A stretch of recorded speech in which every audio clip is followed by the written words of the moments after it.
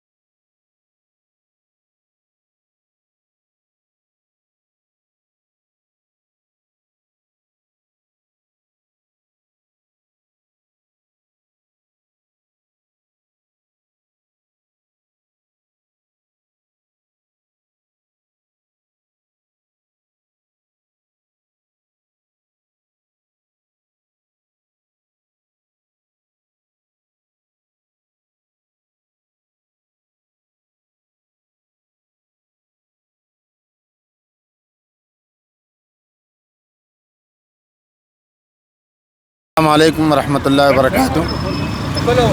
आज 15 अगस्त 2024 मदीना मस्जिद कॉम्प्लेक्स नलगुंडे के अंदर यौम आज़ादी जमहूरी का परचम लहराया गया है। इस मौके पर हमारे दरमियान बहुत सारे मुअज़्ज़ज़ मेहमान तशरीफ़ लाए हैं, जैसे म्यूनसिपल कमिश्नर नलगुंडा जनाब मोहतरम अहमद कलीम साहब, साबिक़ सदर मजलिस इत्तेहादुल मुस्लिमीन ज़िला नलगुंडा व फ्लोर लीडर नलगुंडा, इसी तरह जनाब हाशम साहब और इसी तरह मदीना मस्जिद इंतज़ामी कमेटी के सदर जनाब मोहम्मद कलीमुज़्ज़मा ख़ान साहब और जनरल सेक्रेटरी जनाब फ़हीम साहब, इसके अलावा जनाब अब्दुल क़य्यूम साहब और ख्वाजा निज़ामुद्दीन साहब, बहुत सारे हमारे इंतज़ामिया के अहबाब और कॉम्प्लेक्स के तमाम रेंट कुछ रहने वाले। और यहाँ मौलाना अबुल कलाम आज़ाद जिस वक्त जेल में थे और नेहरू जी भी उनके साथ थे, तो उस वक्त उनकी अहलिया सख्त बीमार थी। अंग्रेज़ों की हुकूमत ने एक लेटर भेजा कि अगर आप इस तहरीक से दस्तबरदार हो जाएंगे तो हम आपको जो है सो रिहा करेंगे।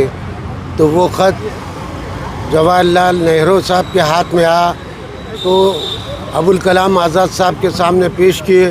तो मौलाना अबुल कलाम आज़ाद ने यह कहा कि मेरे अहलिया के बीमारी और इंतकाल से मुझे कोई वो नहीं, वास्ता नहीं। सबसे पहले मेरी माँ को आज़ाद कराना है। ये हिंदुस्तान की ज़मीन और ये मुल्क मेरी माँ का है, और मैं मेरी अहलिया के जनाजे को जाते हुए देखूँगा, मगर मेरी माँ की जो उस तहरीक को नहीं छोड़ूँगा। रेशमी रुमाल की तहरीक देवबंद के उलमा ने दी, और गांधी जी को महात्मा का స్వతంత్ర దినోత్సవాన్ని ఇవాళ మన మదీనా మస్జిద్ కమిటీ ఆధ్వర్యంలో గర్వంగా జరుపుకుంటున్నాం।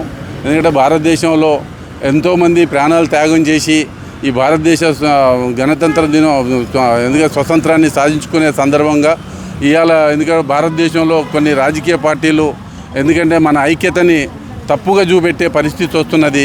ఈ భూమి కోసానికి ఎందుకంటే వేరే దేశానికి పోయే అవకాశం ఉన్నా ముస్లింలు ఈ దేశం కోసానికి ఈ దేశంలో ఉండి ఈ భూమి మాత మీద మేము ఉండాలనే అభిప్రాయంతో ఉండి ఇవాళ మనం ఇంగ్లీష్ వాళ్ళ నుంచి ఎందుకంటే టిప్పు సుల్తాన్ వాళ్ళు లాంటి వాళ్ళు బాగా పోరాటం చేస్తే వాళ్ళు ఇలా కాదు హిందువులుగా చిత్రీకరించి చేసొస్తే పరిస్థితి కనబడుతున్నది.